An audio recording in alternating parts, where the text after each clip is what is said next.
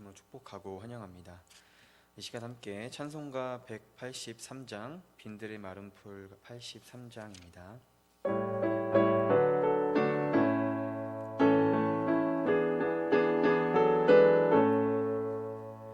빈들의 마른 풀같이 시들은 나의 영혼, 주님이 약속한 성령 간절히 기다리네. 가물어 메마른 땅에 단비를 내리시듯 성령의 단비를 부어 새 생명 주옵소서. 반가운 빗소리 들려 찬송이 춤을 추네.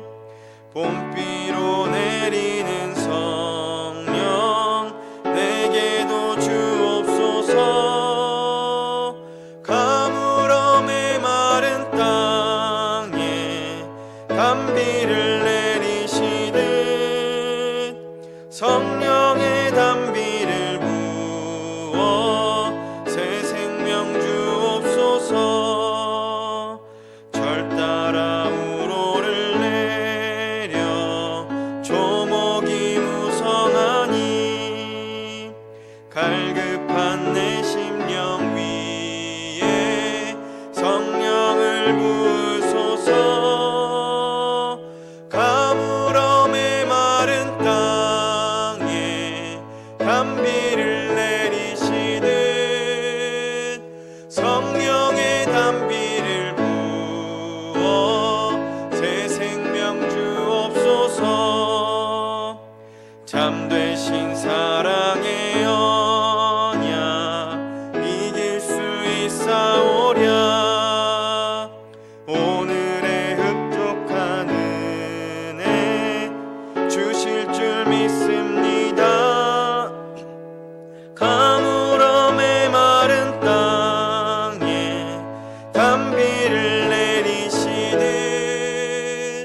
성령의 단비를 부어 새 생명 주옵소서.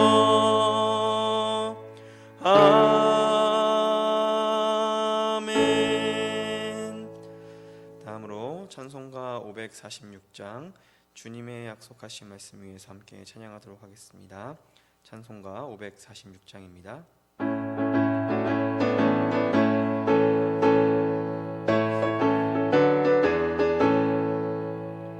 주님 약속하신 말씀 위에서 영원토록 주를 찬송하리라. 소리 높여 주께 영광 돌리며 약속 믿고 굳게 서리라. 굳게 서리 영원하신 말씀 위에 굳게 서리. 굳게 서리 그 말씀 위에 굳게 서리라.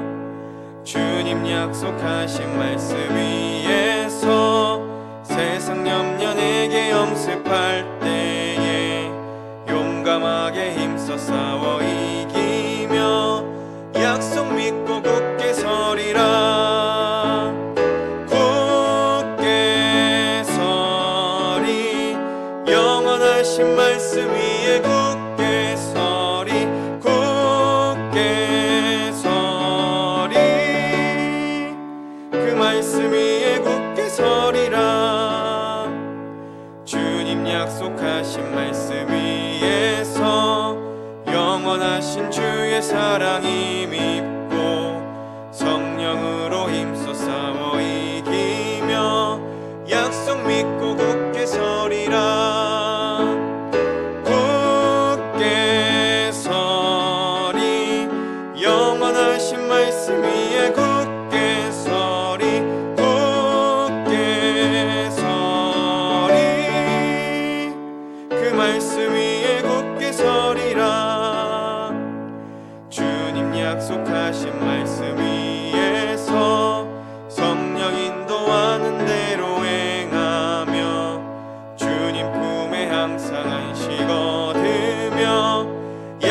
믿고 굳게 서리라.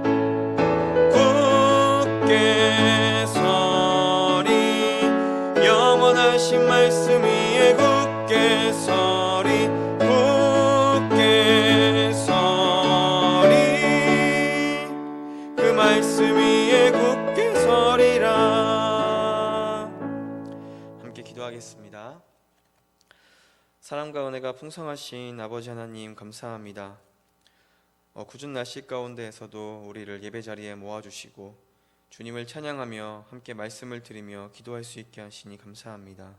하나님, 우리가 세상을 살아가는 동안 다른 어떤 것에 의지하는 것이 아니라 오직 하나님을 의지하며 하나님의 말씀에 의지하며 하나님의 말씀을 행하며 지키는 자가 되게 하여 주시옵소서. 주님, 이 시간 주님의 종이 말씀을 전합니다. 주님, 연약한 것들은 다 십자가 위에 가리우시고 오직 예수 그리스도의 영광만이, 하나님의 말씀만이 전파될 수 있도록 인도하여 주시옵소서. 사랑합니다. 주님, 이 모든 말씀 예수님의 이름으로 기도드립니다. 아멘.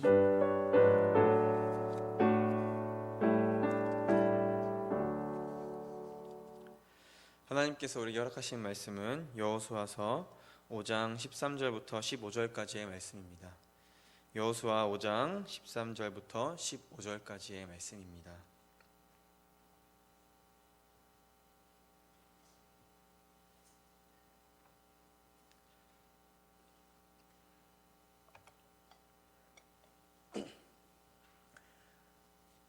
네, 다 찾으셨으면 저와 여러분이 교독해서 읽도록 하겠습니다.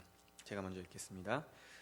여호수아가 여리고에 가까이 이르렀을 때에 눈을 들어 본즉 한 사람이 칼을 빼어 손에 들고 마주 서 있는지라.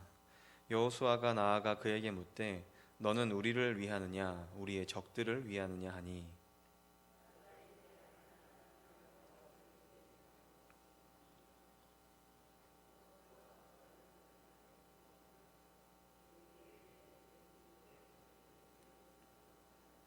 함께 읽겠습니다. 여호와의 군대 대장이 여호수아에게 이르되 내 발에서 신을 벗으라. 내가 선 곳은 거룩하니라 하니 여호수아가 그대로 행하니라. 아멘. 네, 오늘 말씀은 하나님의 시선이라는 제목을 가지고 한번 나누어 보도록 하겠습니다. 일교차가 심해지고 있는 지금인데 다들 감기 조심하시기를 바랍니다. 어젯밤에도 조금씩 비가 내렸죠. 여러분 혹시 비 오는 날을 좋아하십니까? 비 오는 날. 저희 중고등부 선생님들 중에서 몇몇 분들은 비 오는 날을 참 좋아하십니다.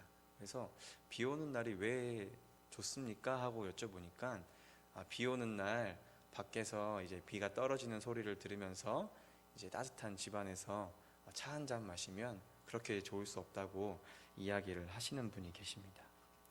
그러나 저는 비 오는 걸 사실 그렇게 좋아하지는 않습니다. 왜냐하면은 비가 오면 올수록 할 일이 늘어나기 때문이죠. 이제 차를 가지신 분들은 모두가 공감하실 텐데 비가 오면 진흙이 생기고 또 요즘에는 미세먼지로 인해서 황사비가 내리죠. 황사비가 내리고 나면은 차를 세차해야 하기 때문에 오늘 할 일이 또 늘었구나 하는 생각이 듭니다. 이렇게 비나 눈은 마찬가지로 저에게는 이제 불편함을 주고 있습니다.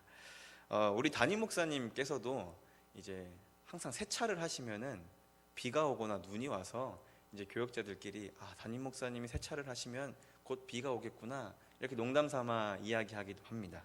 그래서 담임 목사님 세차하시면은 그 주는 세차를 피하고 이제 비가 오면 그 다음에 세차를 하는 것이 좋더라고요. 이렇게 세차한 다음 날 비가 오면은 굉장히 찝찝하고 힘들지요. 뿐만 아니라 이제 걸어 다니시는 분들도 그렇습니다. 우산을 써야 하고 신발과 옷이 젖기도 하고 습하고 찝찝하죠. 교회에서도 비가 오는 날 아침이면은 더더욱 분주해집니다. 성도님들께서 우산을 가져오시기 때문에 이제 비닐을 준비하기 위해서 또 따로 해야 되고요. 쓰레기통도 비치해 둬야 되고 혹시나 지하에 습기가 가득하진 않을까 하면서 가습기도 이제 제습기도 틀어놓고 여러 가지 신경 쓰는 일들이 많이 있습니다. 예배가 다 끝나면 또 끝난 것이 아니라 바람이 부는 날이면은 이 비닐들이 또 막 날아다녀가지고 주차장 여기저기에 날아다닙니다. 그래서 이것저것 치우다 보면은 참 비 오는 날 정말 너무 힘들다 하는 생각이 듭니다. 얼마 전에도 비가 왔었습니다.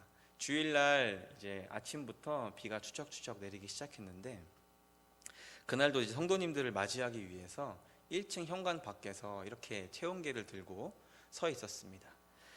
이렇게 한참을 성도님들을 맞이하고 비 오는 모습을 바라보고 있었는데, 그때 한 가지 제 시야에 들어오는 것이 있었습니다. 그게 무엇이었냐면은 교회의 처마 배수로 아래로 비가 한 방울 두 방울 떨어지기 시작했습니다. 조금씩 빨라지더니 이제 그 떨어지는 빗방울 따라서 제 시선도 아래를 쳐다보게 됐죠. 그래서 한참을 아래를 쳐다보고 있는데 벽돌이 움푹 패여 있는 것입니다. 그래서 또 그 움푹 패여 있는 벽돌 아래로 빗방울이 계속 떨어지는 것을 보고 있는데, 한 가지 제 마음속에 이런 생각이 들더라고요. 그리스도인의 삶도 지금 이 상황과 같지 않을까 하는 생각이 들었습니다. 세상이라는 벽 앞에 말씀을 들고 살아가는 우리의 모습이 너무나도 연약해 보이고 빈약해 보입니다.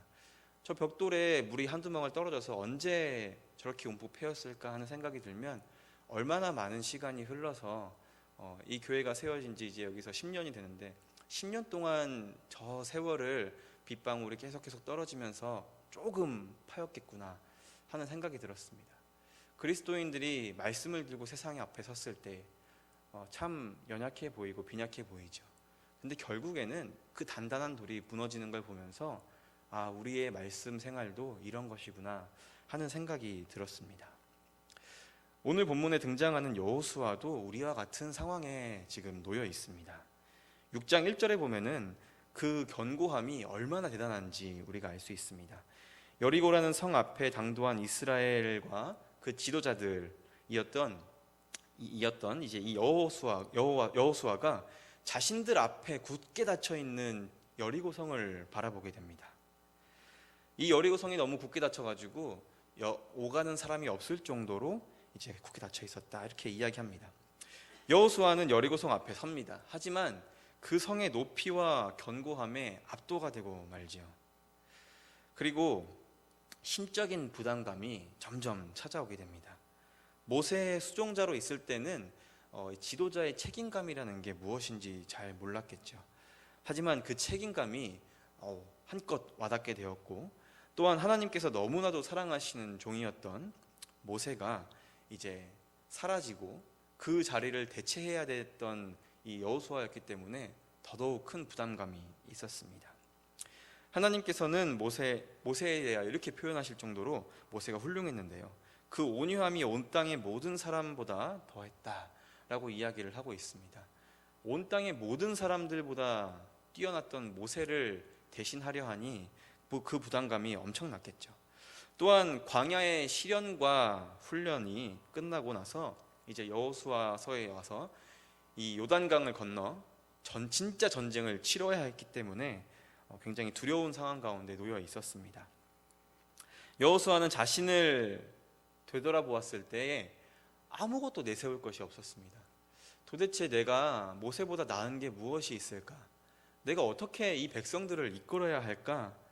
하는 힘든 마음이 있었습니다. 그래서 이 여리고성 앞에서 처참히 무력해지고 무너지고야 말았습니다. 오늘 본문의 장면은 여호수아만 이렇게 서 있는 것이 아니라 여호수아만 해당되는 것이 아니라 여호수아와 이스라엘 백성들의 모든 마음 상태를 대표해서 지금 이 본문이 이어지고 있는 것입니다. 먼저 여호수아서 5장 13절 전반부만 제가 읽어드리겠습니다. 여호수아가 여리고에 가까이 이르렀을 때에 눈을 들어 본즉 한 사람이 칼을 빼어 손을 들고 마주 서 있는지라. 여호수아와 백성들은 이제 금방 가나안에 들어왔습니다. 나라도 없었고 신앙도 믿음도 작은 사람들이었습니다. 비록 이 백성들이 40년이라는 시간 동안 훈련을 받았지만 아직 전심으로 하나님을 섬기고 따르지는 못했습니다. 여호수아 바로 다음에 나오는 사사기를 보면은 더더욱 이제 우리가 잘 알 수 있는데요. 여호수아서에서 많은 가나안 족속들을 정복하고 하나님께서 여호수아에게 말씀하십니다. 모든 남은 가나안 족속들을 나머지들도 다 정복해야 한다라고 명령을 하셨습니다. 그러나 그렇게 하지 못하자 이제 가나안에 있던 남은 족속들이 이스라엘의 올무와 가시가 되어서 사사기의 사건이 펼쳐지고 말죠. 결국 하나님의 명령을 지키지 못하고 가나안 족속들이라는 올무와 가시에 놓여서 이스라엘 백성들은 넘어지고 맙니다. 그러나 이것은 우리들도 마찬가지입니다. 이곳에 앉아있는 우리에게 누군가가 혹시 하나님의 은혜와 사랑을 아느냐라고 물어봤을 때에 모른다고 하실 분들은 그 누구도 없을 겁니다. 한번 생각해 보십시오. 우리가 어떻게 하나님을 믿게 되었고 또 얼마나 많은 놀라운 일들을 경험했는지 말이죠. 결국 큰 위기와 고난 앞에서 우리는 자꾸 넘어지고 맙니다.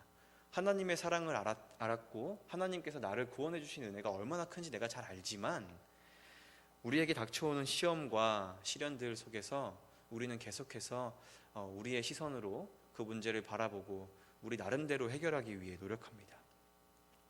이 칼을 든 사람이 왜 갑자기 여호수아 앞에 섰을까요?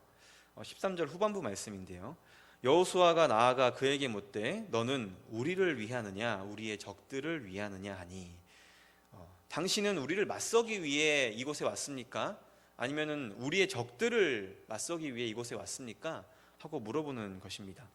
이 질문을 자세히 들여다보면은 여호수아가 얼마나 믿음 없는 소리를 하는지 동시에 얼마나 공감이 되는 이야기를 하는지 알 수 있습니다.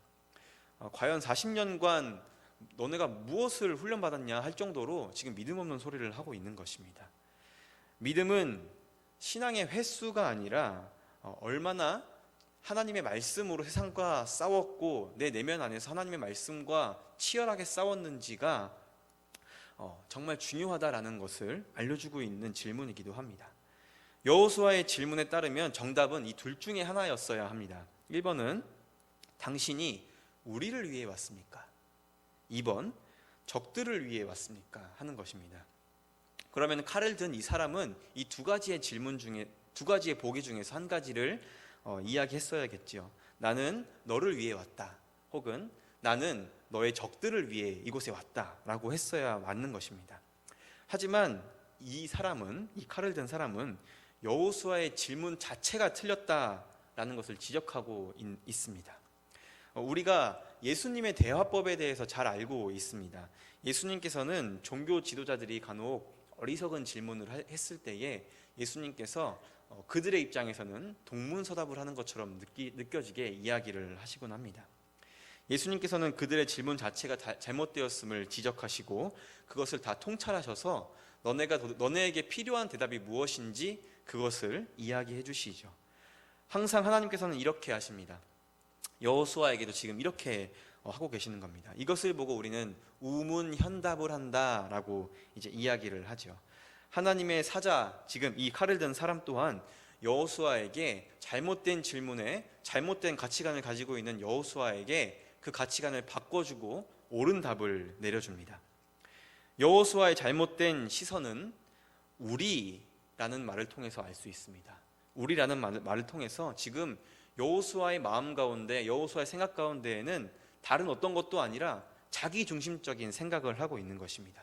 그래서 여리고성 앞에 서 있는 이 여호수아는 자기 눈으로, 자기의 생각으로 여리고성을 바라보고 하나님의 일들을 바라보는 것이었습니다. 하나님께서 무엇을 하실까가 아닌 내가 어떻게 살아갈까, 내가 어떻게 할까, 이것을 지금 집중해서 보고 있는 것입니다. 우리를 위하느냐 우리의 적들을 위하느냐라고 물었어야 되는 것이 아니라 당신이 여호와를 위해 이곳에 왔습니까? 혹은 여호와의 적들을 위해 이곳에 왔습니까? 라고 물었어야 옳았습니다. 잘못된 질문을 한 이유는 하나님께 모든 초점이 맞춰져 있지 않았기 때문입니다. 나 자신에게 집중되어 있었기 때문에 내 시선에 내 생각으로 여리고성을 바라봤기 때문에 지금 이런 질문을 하게 된 것이죠.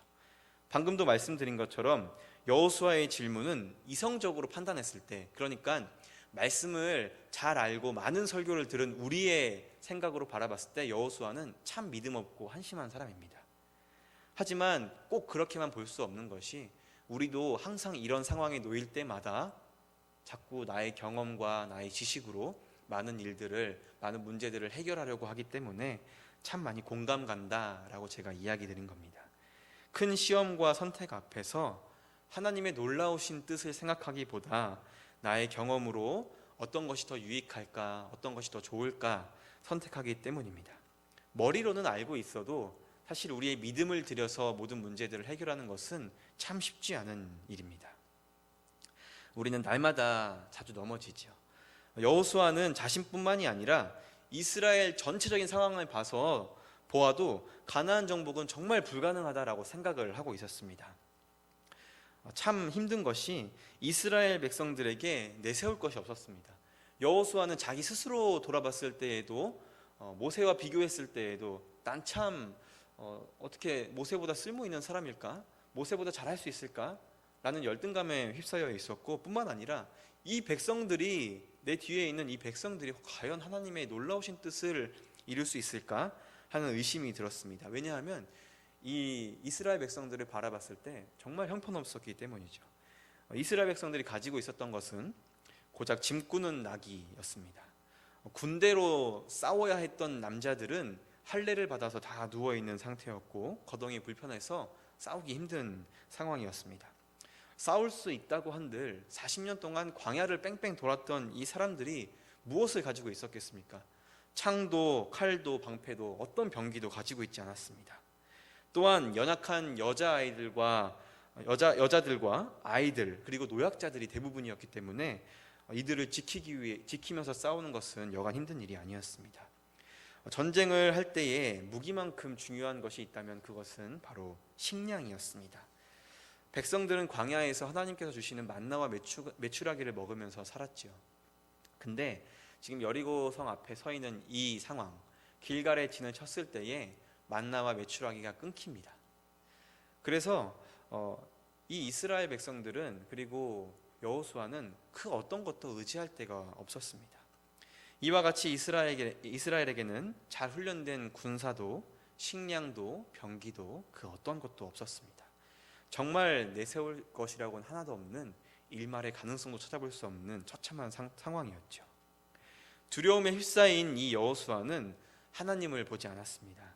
하나님의 뜻도 헤아릴 수가 없었습니다. 그런데 여호수아의 앞에 선 이 칼을 빼고 손을 든 이 사람이 여호수아에게 이렇게 이야기합니다. 나는 여호와의 군대 대장으로 왔다 라고 이야기합니다. 여호와의 군대 대장이라는 표현은 다니엘서 8장 11절에 보면은 하나님께서 자신을 위대한 군대의 대장으로 표현할 때 쓰시는 표현입니다.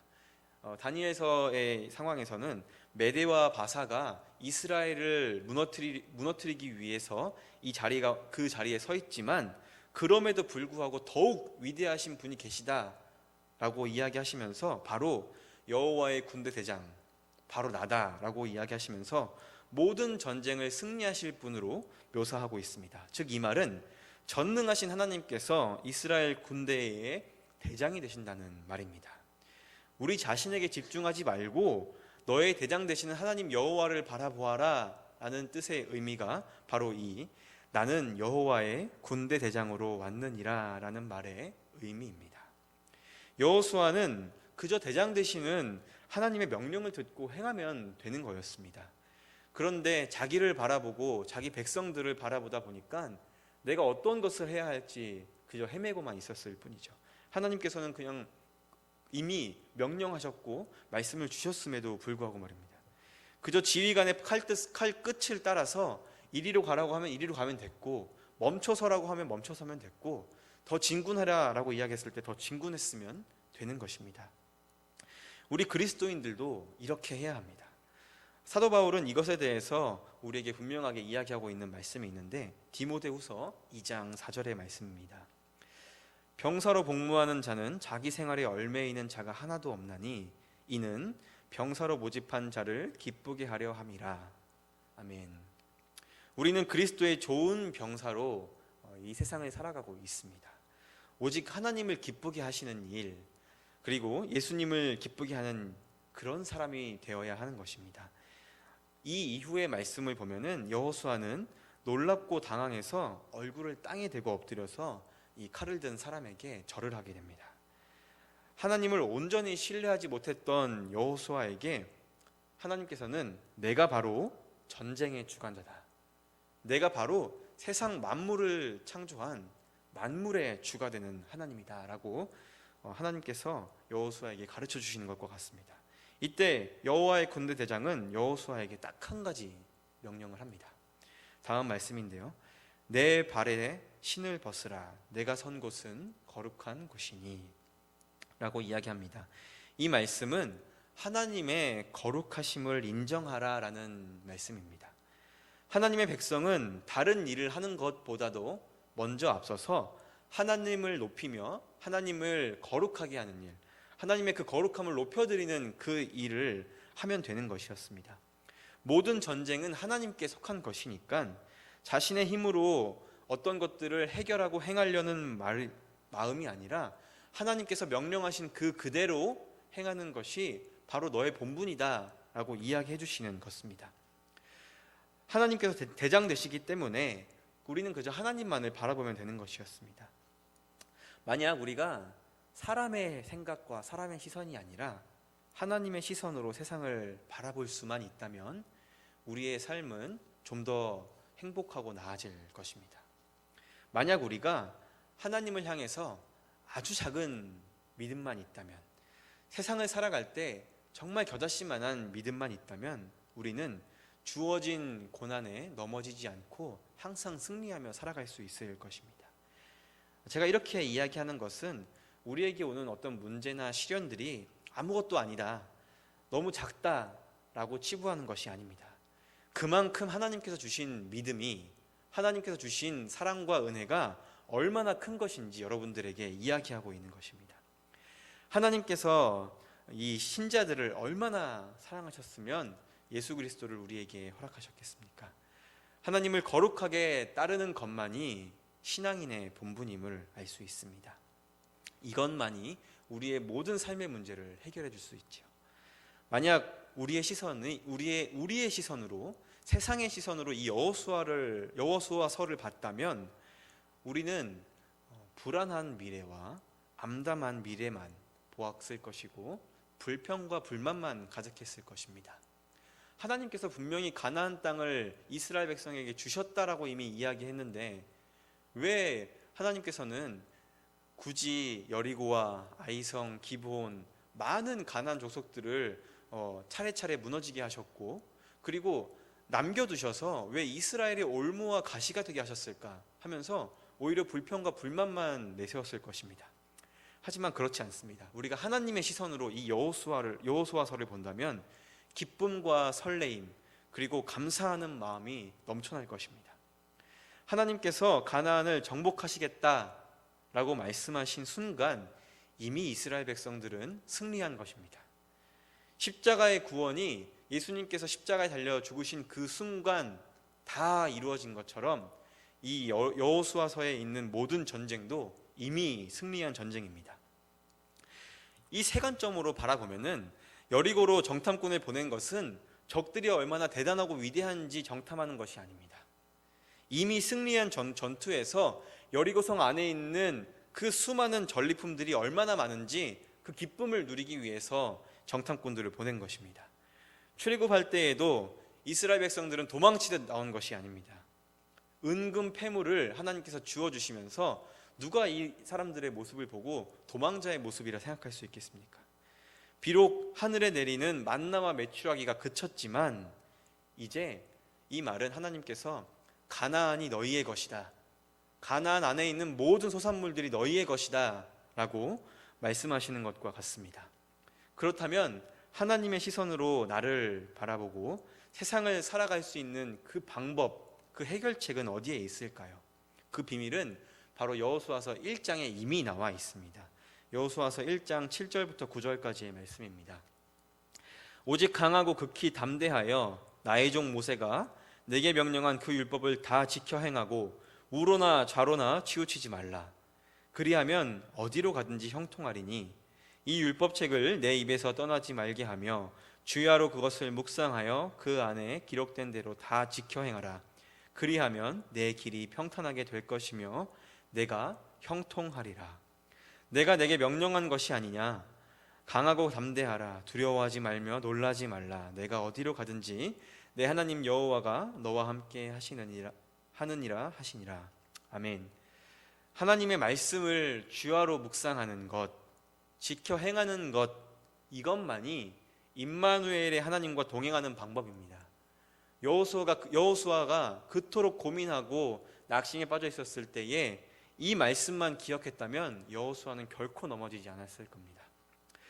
여호수아는 이 말씀, 칼을 든 사람이 내가 바로 여호와의 군대 대장이다 말한 것처럼 이 말은 너가 우로나 좌우로나 치우치지 말고 하나님의 말씀을 따라라 라고 하는 말과 똑같은 것입니다. 사랑하는 여러분, 어느덧 코로나가 2년이라는 시간 동안 계속되었습니다. 이제는 확진자 수가 올라가도 올라갔구나 그러려니 하게 됩니다. 자연스럽게 예배에 나오지 않는 것들, 조금만 확진자 수가 또 많아지면 예배에 안 나오는 것은 너무 우리에게 당연해져 버렸습니다. 또한 성경도 하나님과 독대하는 시간이 더욱 많아졌음에도 불구하고 성경과 가까이 하기보다는 우리가 그동안 교회에 우리가 시간을 할애하고 내가 예배를 드리면서 시간을 쏟지 못했던 다른 일들에 한번 시간을 쏟아봐야지 하는 생각을 또한 하게 됩니다. 우리는 이런 때일수록 오늘 말씀을 통해서 알았던 것처럼 하나님의 말씀을 더욱 가까이 해야 합니다. 여호수아가 실수했던 것처럼 그 반복된 실수를 하는 것이 아니라 우리가 성경을 더욱 가까이 하고 그 말씀을 지켜 행해야 합니다. 잘못된 시선으로 잘못된 생각을 하고 잘못된 해결책을 내놓는 것이 아니라 여호수아 앞에 선 이 칼을 든 자가 말했던 것처럼 바른 질문과 바른 정답을 내세울 수 있는 우리가 되어야 합니다. 그것이 바로 성경 안에 해답이 있습니다.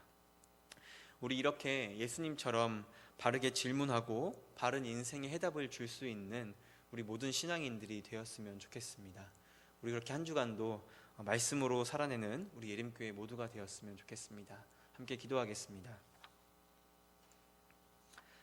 사랑과 은혜가 풍성하신 아버지 하나님 감사합니다. 우리에게 성경을 주시고 또 성경을 지켜 행하라 말씀하신 주님 감사합니다. 우리가 날마다 우리의 가치관과 우리의 생각, 세상의 것들로 가득 채우는 것이 아니라 우리 마음 가운데에 오직 예수 그리스도만을 우리 보좌에 앉히고 또 예수님의 말씀대로 하나님의 이 성경 말씀대로 살아갈 수 있는 우리 모두가 될 수 있게 하여 주시옵소서. 비록 우리 신앙인들의 모습이 정말 큰 벽 앞에 선 연약한 사람일지라도 하나님, 우리가 하나님의 말씀으로 살아갈 때에 우리 앞에 있는 모든 시련과 문제의 벽들을 다 허물어 주시고 다시금 앞으로 전진해 나아갈 수 있게 하여 주시옵소서. 사랑합니다 주님. 이 모든 말씀 예수님의 이름으로 기도드립니다. 아멘. 광고 말씀 드리도록 하겠습니다. 이번 주에는 성례식이 있습니다. 3부 예배 중에 있으니까 여기 해당되시는 분들은 잊지 말고 꼭 신청하시고 또 해당되는 예배 시간에 오셔서 함께 성례식에 참여해 주셨으면 좋겠습니다.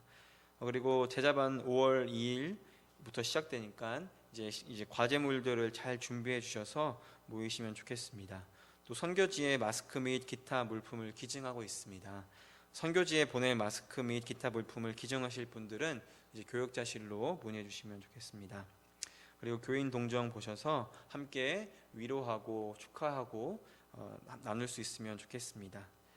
그러면은 찬송가 352장 함께 찬양하도록 하겠습니다. 찬송가 352장입니다.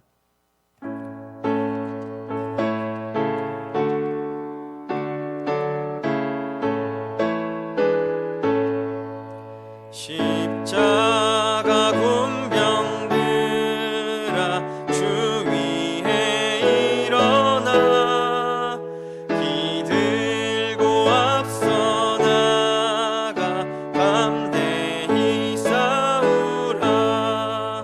주께서